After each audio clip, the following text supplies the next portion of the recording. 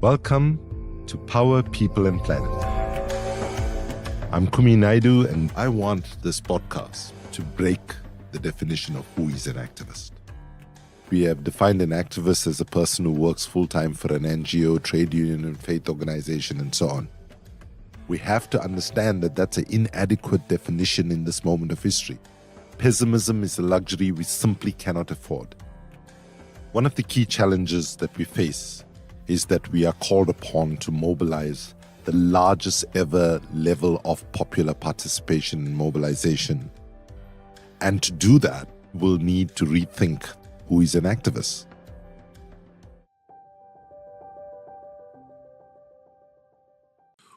I'm so pleased to have as my guest today Hardi Yakubu, who is the coordinator of the African-wide social movement, Africans Rising for Justice, Peace and Dignity.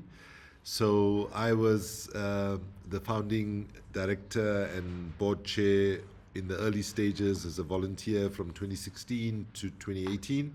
And I should tell you that when Kumi, we added unity to the name. So Africans Rising for Unity, Justice, Peace and Dignity.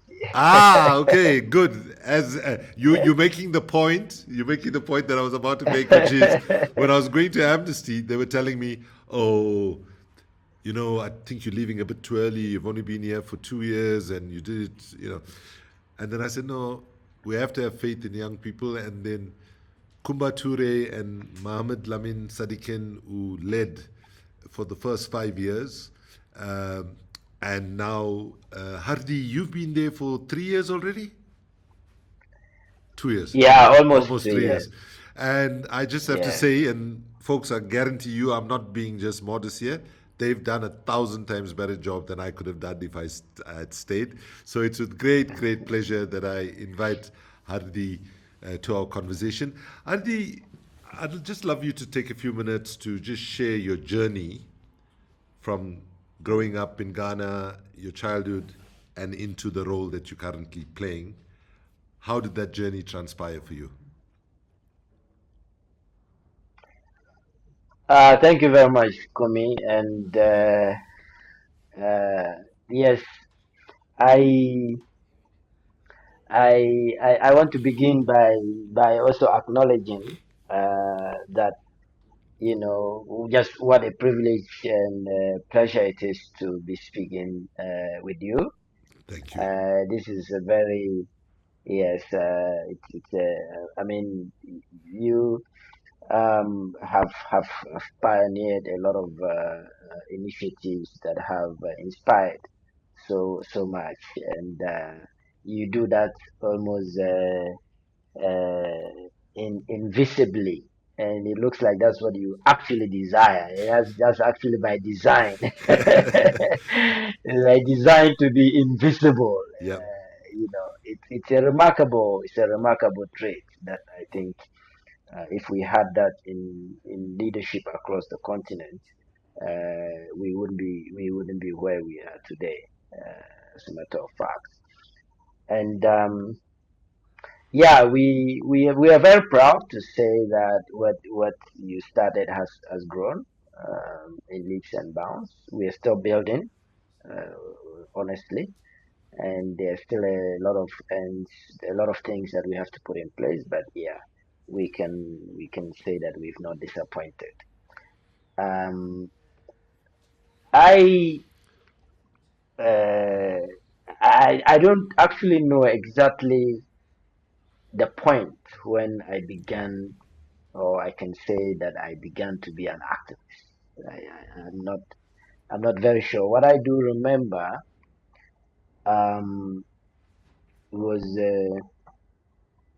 2 points during my formative years in junior high school, what maybe many will know as middle school. So from primary to junior high, then senior secondary. Mm-hmm. When I sort of got into trouble for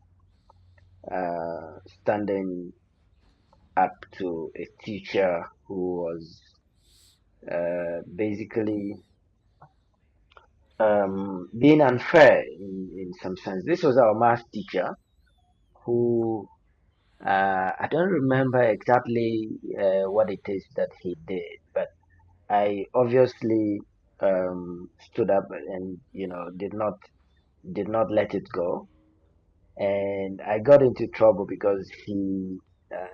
In those days, a teacher could take a cane and Yeah, yeah. Give lash you you six of the properly. best, as they used to say.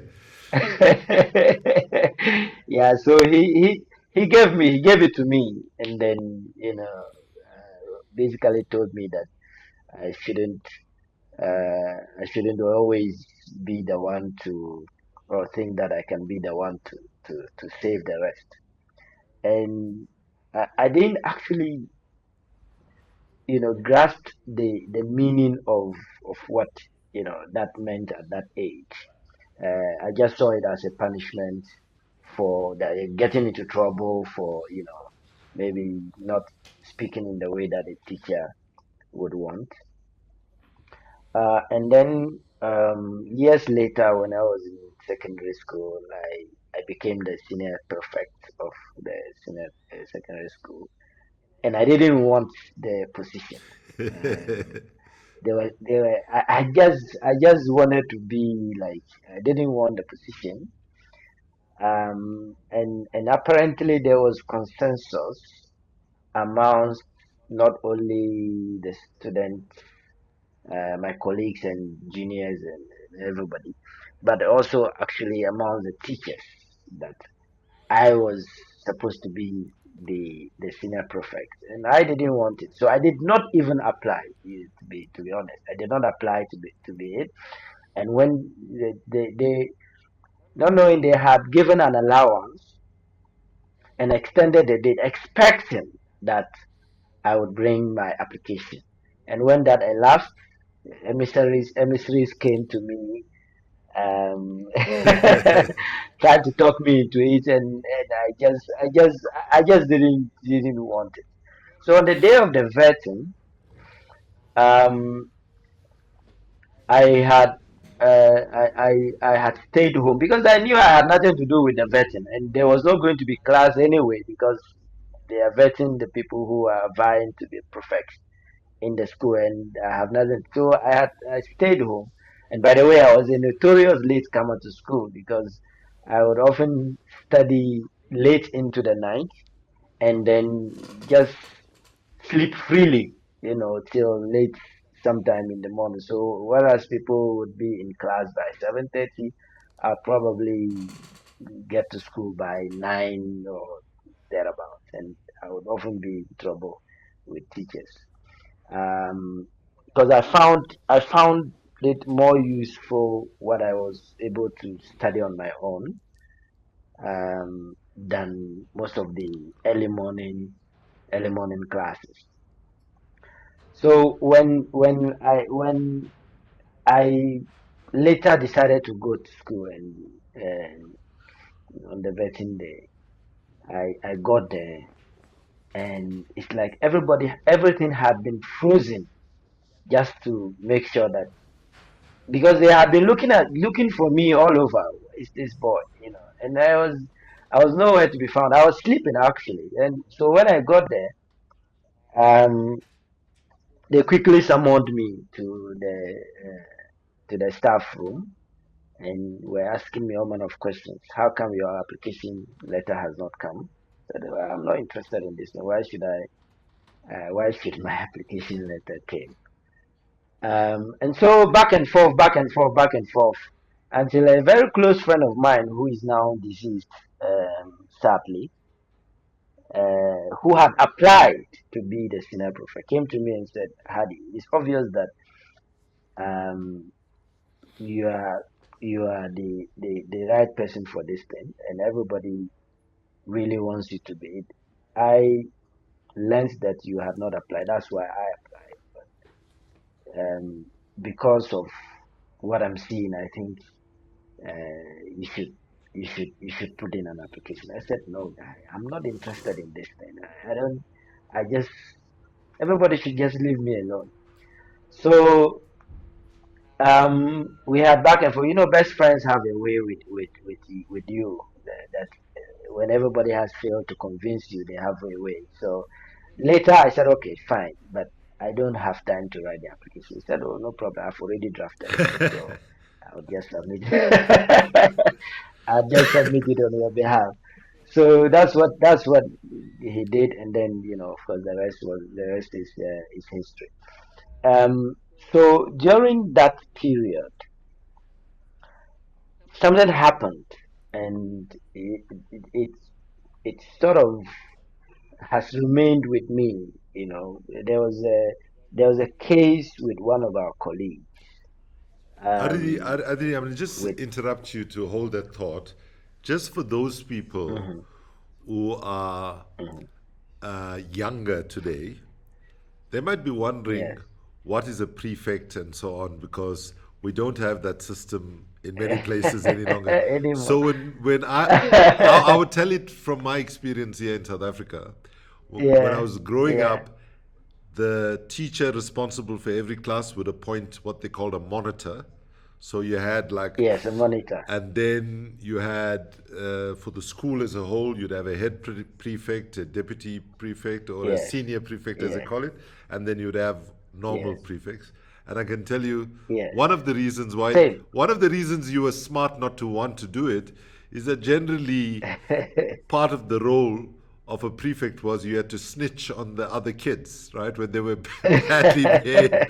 So Yeah, nobody wanted to snitch. But continue. Sorry to disturb. exactly, exactly. No, yeah, it's definitely. Thank you for that. Sometimes I forget that. I have also gone past 30 years, so maybe people follow. Yeah, there are so many people following now.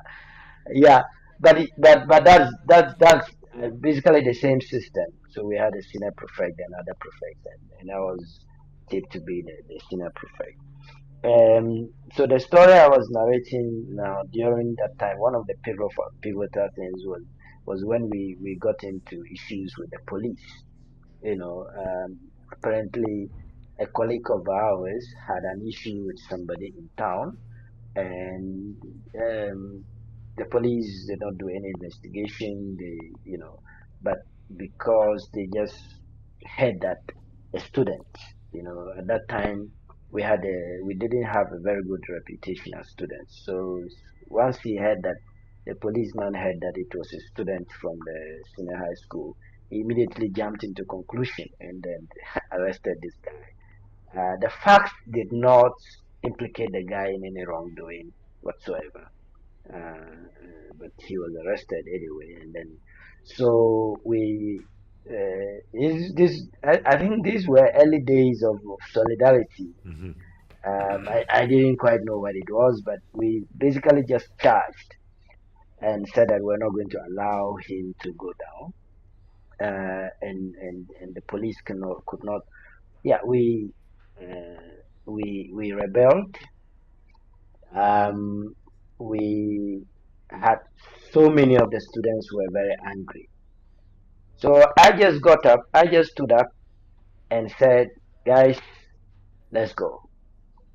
So I got in front. Everybody then started to shout and chant, and were following behind. Were so many were marching straight to the straight to the police station. And as we were going, some had remained behind and had already burnt a police post that were around. I even got to know that afterwards. So it later, some of the teachers got hint of it, and they're like, "What is Hardy doing? This is not good." And you are So the they, senior prefect at this point. yes, I was a senior prefect at this Okay. point. So I said, guys, um, if we allow one of us to be victimized in this way, completely unjustly, then it presupposes that any of us can fall victim to that, and this is not right. We have to. So I just got up and said, "Let's go." So it's like people were already waiting for that. and then everybody just got behind and we were marching straight to. It was a bit of a distance. Then they got the head treasurer of the school. Now, when I was in my element, this was the only elder in the school who could talk to me.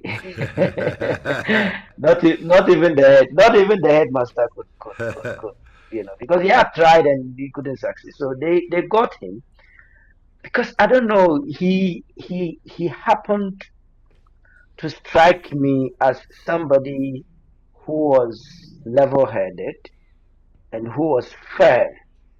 He did not side with people just because he agreed with them or the people were. So I was very very closely like drawn to his sense of justice. And if there were any things happening that somebody needed to talk to students, and everything else failed, he was the only one who could talk to us, or me in particular. So they got him. So we were just about maybe half a mile away from the police station. We did not plan anything. We did not know what we were going there to do. We had not said, okay, when we go, this is what we're going to do, and blah blah blah. We just said, let's go. So uh, he rode his motorbike, caught up with us like half a mile away from the place, and then said, Hardi, listen to me. Um, I could have joined you on this march because I have been told the facts, and I know your colleague is not guilty of any wrongdoing. But you've trusted me before. Trust me again to handle this without violence, because you have not planned this. You don't know what your people will go there and do, and anything they do, you would be responsible for that, and you will regret it. So go back and let me handle this. So uh, I stood there for 1 minute, just silent. Then I turned around to my people and told them, Beza says he can handle it. Let's give him some time. The only demand we have is for our colleague to be released. So let's give him some time. Let's march back. We will march back the same way we marched here.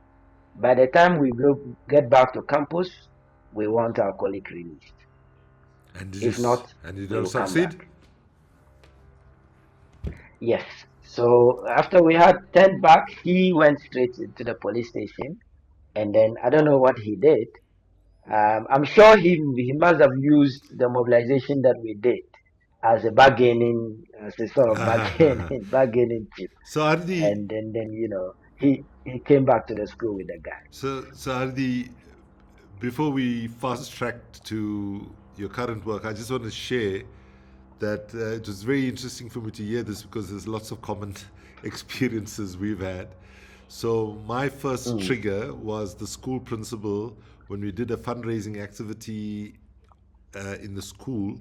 We wanted it to go to support people in rural areas who were yes. experiencing drought, and the principal said, "No, I'm the boss," and gave the money to. When you were working with the what is the name again of that club? Helping The Hands. girls. Helping Hands. Yes, Yeah, yeah. yes. So no, no. Actually, Helping Hands youth organization in my community was started Yes, after the school principal yes. denied it. So that same trigger, Ah, and then yes, and then yes. Helping hands. yeah, and then so as a young person, then you had the opportunity to stand up, and you did so, and then your studies takes you to the University of Accra, and then you become coordinator for Africans Rising after many experiences of activism. So I want to take you a little bit to your role in Africans Rising right now. So, firstly, I'm very happy to hear that we've. So, the name that we agreed in 2017 was Africans Rising for Justice, Peace, and Dignity in Arusha, Tanzania, Yeah. where we adopted the Kilimanjaro Declaration. As somebody who's now hearing that you've added the word unity, dignity, peace, and so on, I'm very happy. But just tell us what today is Africans Rising doing, and let's start by just describing for people who don't know what Africans Rising for unity, justice, equity, and um, peace. Sorry, Peace and justice. justice. Yeah. Yeah. So, what exactly is it? How can people get involved if they want to? If you can answer those two questions, what is Africans Rising, and how people can get involved in it? Africa's Rising is a unique um, movement that that uh, was started to be a rallying point for African Pan-African solidarity um, against the background that we cannot be in Africa, and whenever anything happens anywhere in the continent, the people who respond to that crisis are largely either Europeans or Americans or whatever, like outsiders. Let's just put it that way. External people. We have to have a mechanism by which Africans can respond to African issues. Kwame Nkrumah said, we must find African solutions to African problems.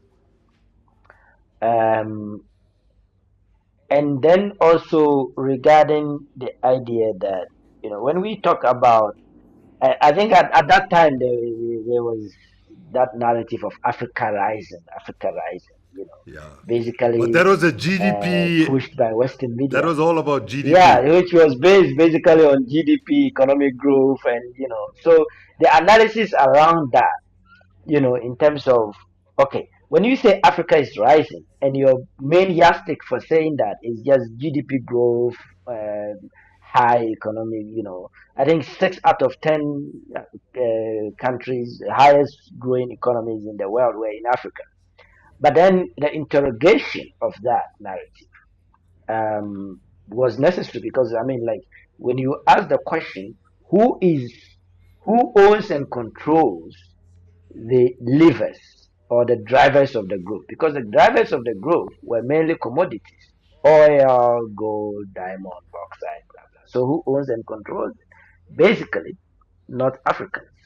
It is European multinational companies, American multinational companies, and lately even Asian multinational companies.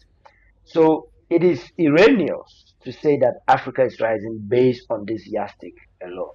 Rather, let us put emphasis on the people, Africans, rather than the geography, Africa, because the things are extracted here, but the people themselves are not benefiting from it.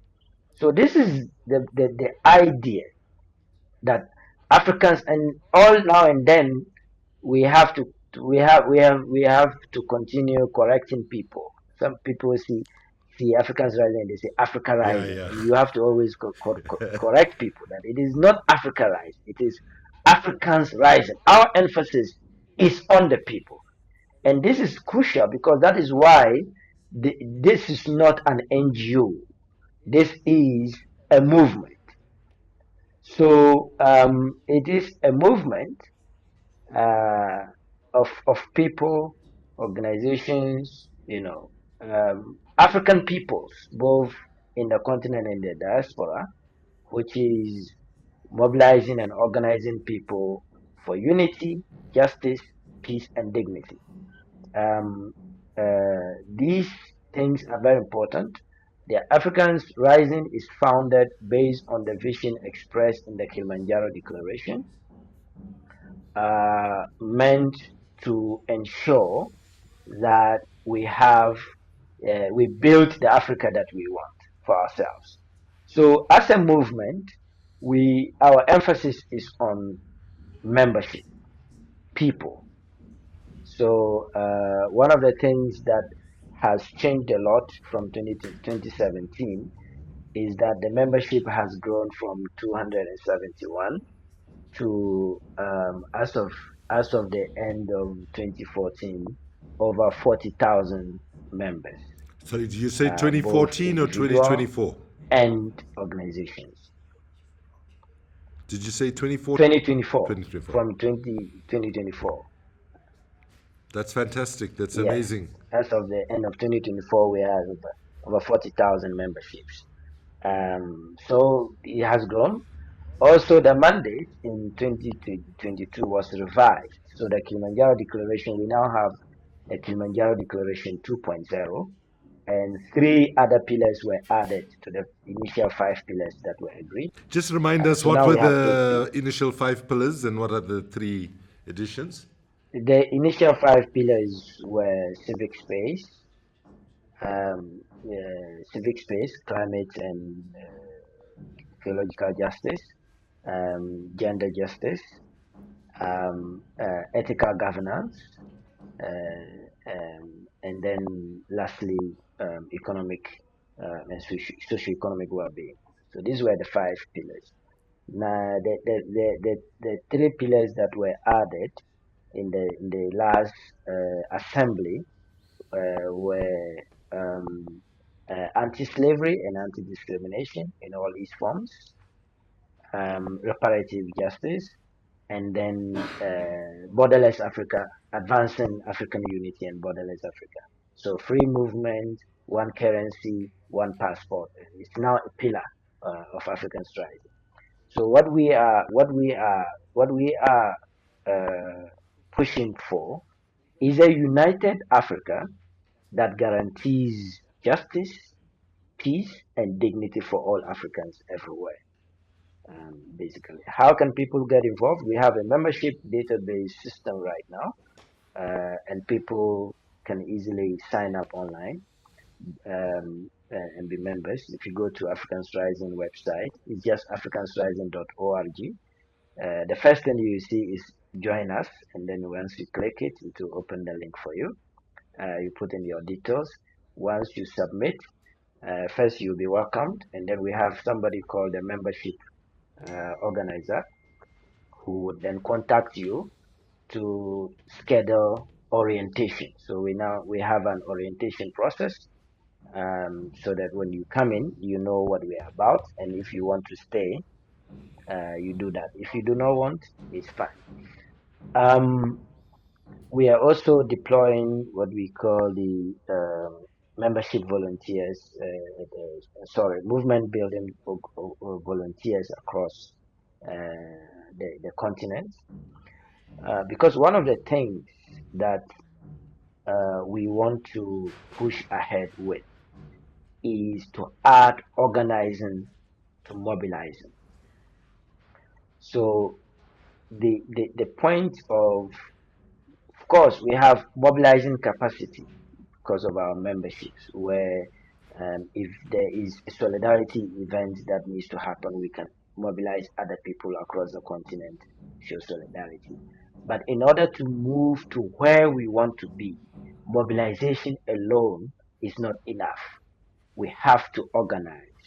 And organization is mobilization plus other ingredients such as one, political education using different methods and approaches, and then having constant engagement with members on the ground to be attuned to the vision, but also the methods and tactics and strategies to reach the vision. Whilst doing that, also creating several layers of leaderships so that Hardy is not going to be a coordinator for forever, maybe not for much very longer. um, there has to be layers of leaderships, of people who can step in at any moment to carry forward the vision.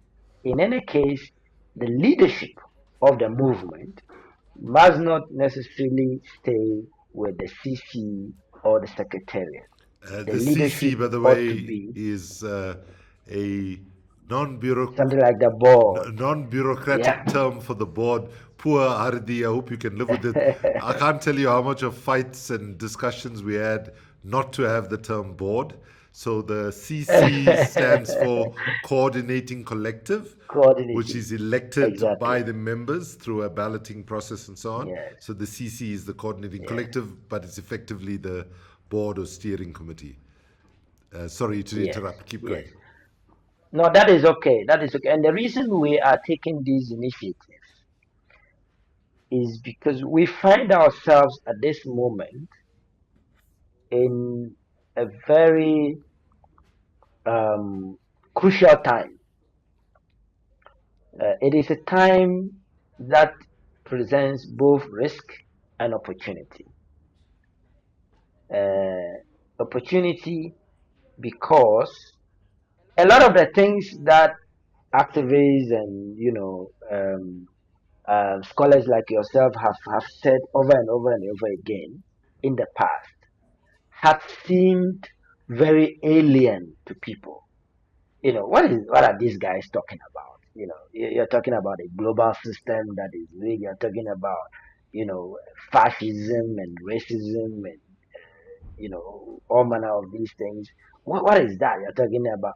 So those things have, based on the coincidence of forces right now that we can see, have gradually come to the fore in ways that you could not predict in the time that you guys were talking about it. And people are seeing on X, on TikTok, when the imperialist forces are no longer hiding their imperialist ambitions and their imperialistic tendencies, their warmongering economic sabotage of the global south, and especially Africa, and the extractivist economy that they have built, global economy that they have built, and all the systems that they've built to protect that